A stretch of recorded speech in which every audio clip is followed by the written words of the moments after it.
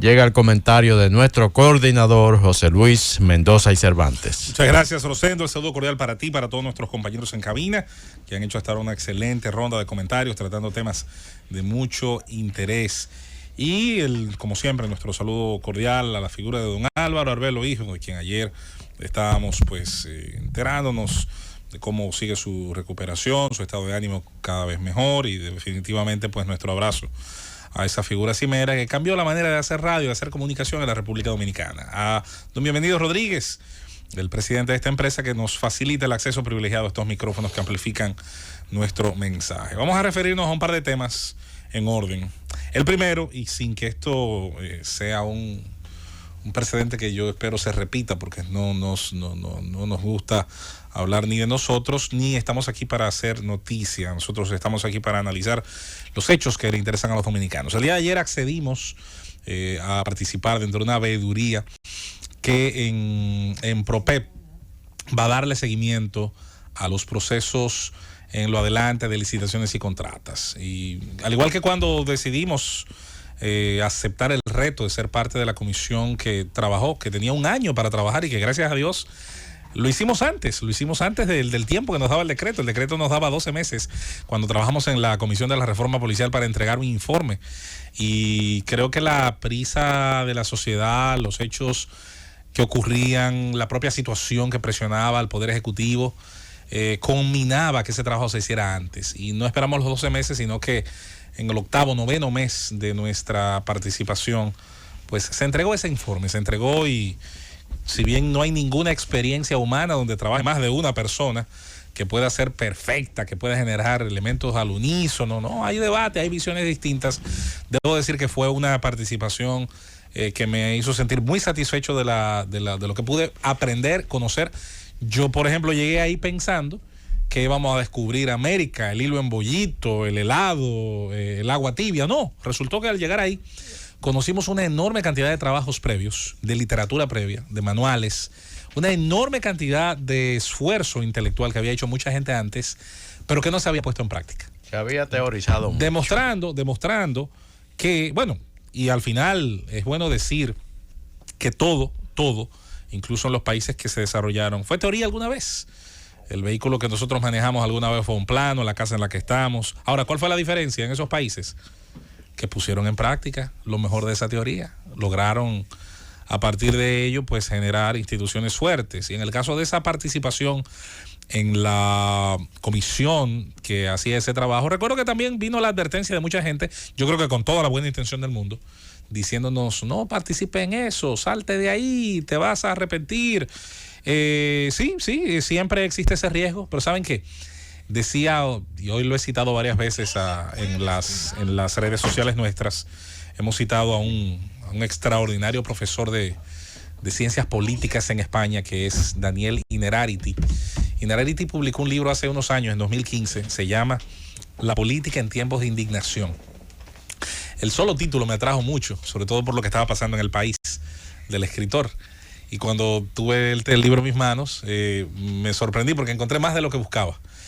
Y una de las críticas extraordinarias que hacía ese señor, politólogo y político también, ha participado en política activa en País Vasco, era que el mundo, hay quienes quieren cambiarlo, quienes quieren modificarlo, pero desde la inacción, desde la comodidad del balcón, desde la ventaja que permite, sobre todo el mundo hoy súper conectado, solo la crítica. Y la crítica es importante, la crítica social, el criterio de una sociedad que pueda opinar, que pueda elucubrar ideas y opiniones sobre lo que considera que es mejor para cada uno de nosotros, para ellos, para nosotros, es importantísimo. No vayamos a confundir eso.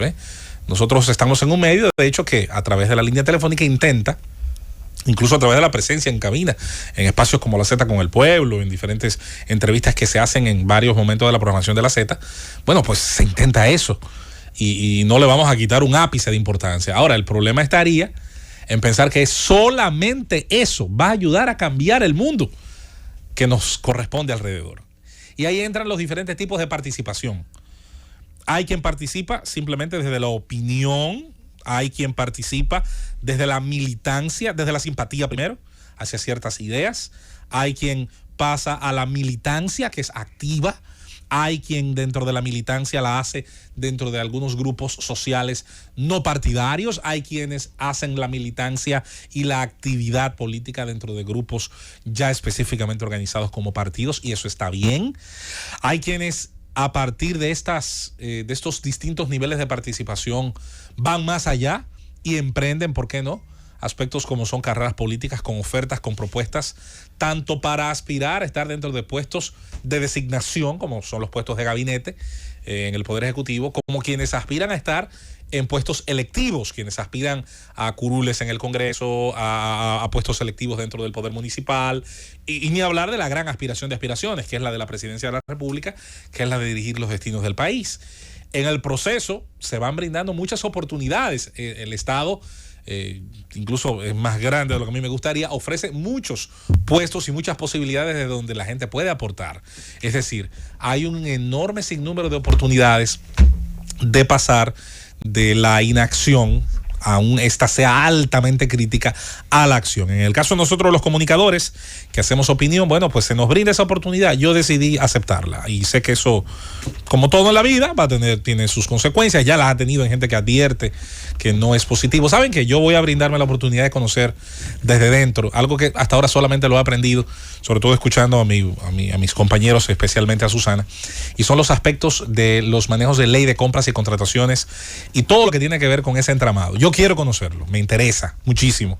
En la práctica, verlo in situ, y esto yo pienso que puede darnos esa oportunidad. Luego quería opinar, no quería dejar de lado el tema, sí, del aumento de salario del superintendente de bancos de la República Dominicana. Miren, qué tema tan curioso, sobre todo porque esta sociedad quiere, desea, amerita y merece servidores públicos de calidad, buenos, bien preparados, con la mejor disposición, pero sobre todo preparación para poder enfrentar los retos que cada puesto tiene.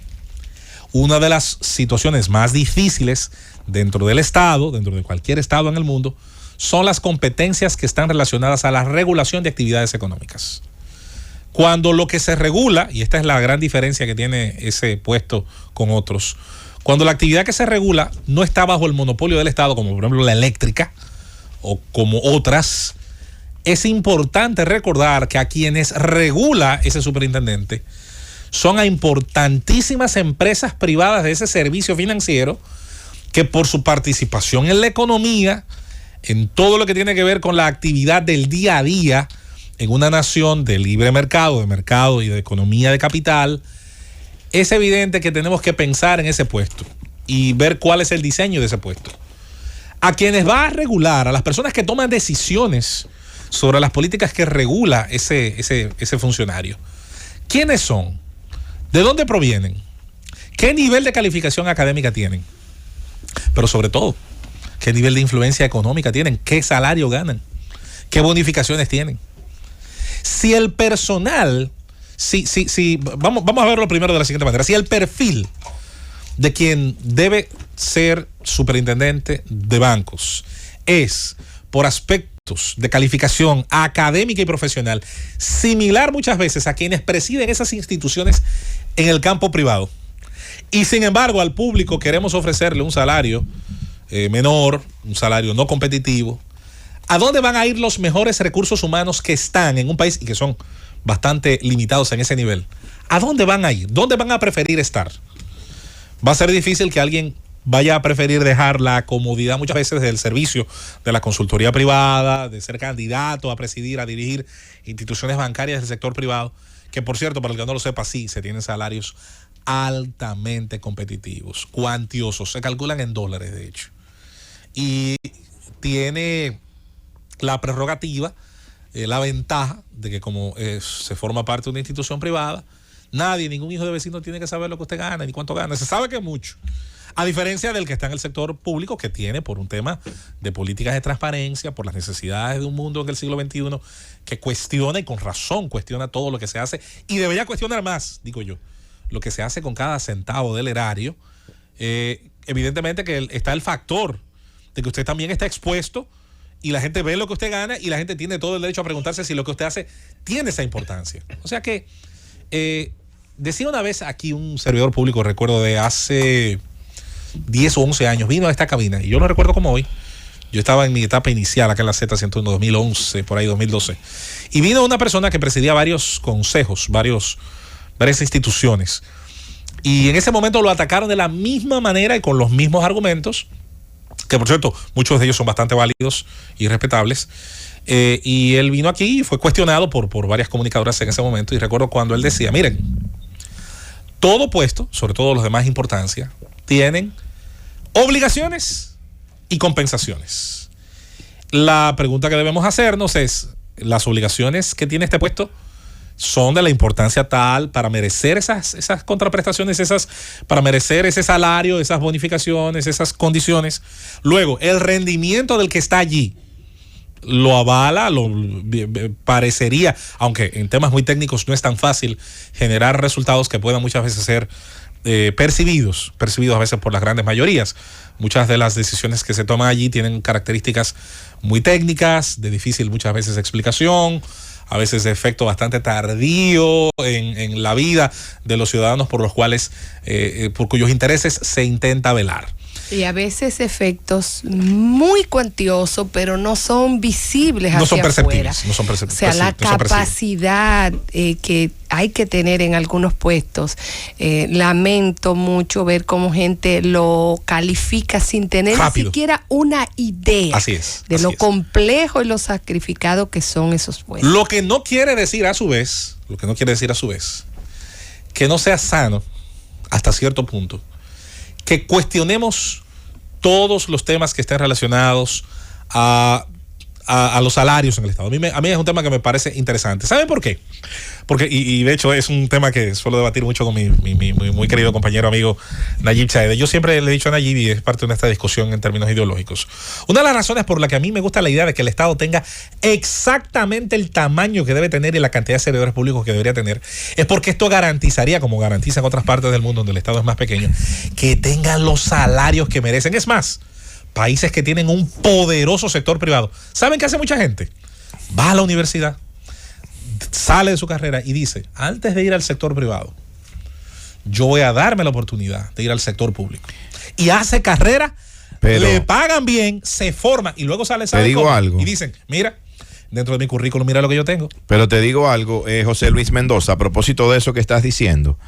En la República Dominicana, el sector público, y estoy hablando en términos generales, porque lógicamente hay sus excepciones, pero en términos generales el sector público paga mejor salario que el sector privado. Estoy hablando a todos los niveles, porque tú vas a una empresa mediana y hasta una empresa grande y un gerente, qué sé yo, de ventas o de cobros, un gerente de ese nivel de producción, un gerente, qué sé yo, de otra naturaleza, no te cobran un salario muy alto como muchos pueden pensar. No es así. Es cuando ya tú estás hablando de unos cargos a un nivel mucho más alto, a un nivel ejecutivo de algunas empresas y sobre todo, por ejemplo, de instituciones financieras, pero ya cuando tú estás en la cúspide, cuando tú estás allá arriba, en ese selecto grupo. Una vicepresidencia ejecutiva. En ese selecto grupo de funcionarios o de ejecutivos de esa institución privada. Pero en sentido general, y lo podemos analizar eso, y yo te lo aseguro, lo puedo garantizar, que los salarios del sector público, en su mayoría, son más altos y son mejores salarios que la mayoría de los salarios del sector privado. Ahora, no a nivel de regulación, no a nivel de fiscalización. No, porque ahí estamos hablando que ahí entran esos altos ejecutivos del sector privado. Sí, porque lo que pasa es que un gerente le llaman gerente al que esté en una zapatería, pero eso es a veces ni siquiera un es más, ni lo voy a comparar con lo que sería CEO en de mi el negocio sector con 6 público. empleados. Pero bueno, exactamente. Sí es importante establecer, y con esto concluimos con Josefina. Claro que el Estado tiene muchas cosas. El Estado dominicano, me refiero al Estado dominicano, no al Estado en abstracto. Tiene muchísimas cosas criticables, muchas. De hecho, yo diría que el 80 y pico % del tiempo que yo me paso frente a estos micrófonos es cuestionando aspectos de cómo se ha manejado tradicionalmente el diseño de este Estado dominicano, que parecería cada día más grande y menos efectivo. Y sin embargo, no puedo obviar la realidad. Al final, yo quiero servidores públicos que sean bien pagos para que puedan cumplir con su trabajo sin distracciones, sin presiones, sin ningún tipo de insinuación que pueda, ni siquiera en términos económicos o profesionales, significarle una piedra de tropiezo. Ahora, eso no implica que tengamos que aplaudir el tiempo en el que a veces se toman ciertas medidas. A veces hay cosas que pueden ser muy correctas, pero que pueden ser tremendamente inoportunas. Yo creo que esta es exactamente así, es tremendamente inoportuna. Luego está el tema de cuestionemos el tamaño que el Estado tiene. Ese Estado que paga también, así como dice Nayib. Cuidado si le estamos pagando muy bien a gente que no debería estar ahí. Cuidado si le estamos pagando muy bien a ministerios que no deberían existir. Cuidado si estamos engrosando una clase política que se convirtió hace mucho en una clase económica también dentro de la República Dominicana. Cuidado si pudiéramos bien pagar un solo ministerio en un área, en una política, en vez de dividir ese enorme pastel de lo público en 6 o en 7 de manera innecesaria. Esas cosas hay que cuestionarlas. Estoy de acuerdo. Es sano, es sensato. Pero luego, preguntémonos si queremos que... Yo estaré de acuerdo con eso, José Luis. Yo te entiendo perfectamente. Es verdad, tenemos una burocracia sumamente grande. Ahora, ¿cuál es la capacidad de generación de empleo de los sectores privados en este país? Bueno, es muy buena pregunta, porque ese es el mismo sector que por sus impuestos tiene que pagar lo público. Lo público se paga con los impuestos que eroga ese sector al que le hemos encarecido crear empleo. Es una pregunta interesante porque es lo que se llama un razonamiento circular. ¿Cuánto le cuesta? Es que tú le abaratas el crear empleos y van a pagar lo mismo. Bueno. Porque lo que quieren es ganar más. Esa es otra discusión. Es ganar más. De todos modos, sí, y ya con esto cierro el punto en cuestión. Quisiéramos dividir la sana discusión entre lo que nos cuesta este enorme Estado, de también la idea sana por demás de que los servidores públicos, los que de verdad se necesitan en puestos neurálgicos importantes, sí sean servidores públicos bien pagos, igual que sus homólogos del sector privado. Llévatelo, Cundo.